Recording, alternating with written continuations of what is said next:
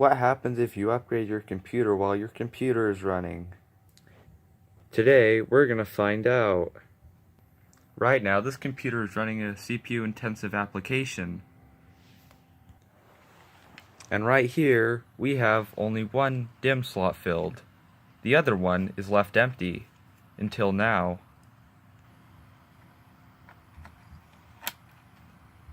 It's in. Let's see what happened. Not much.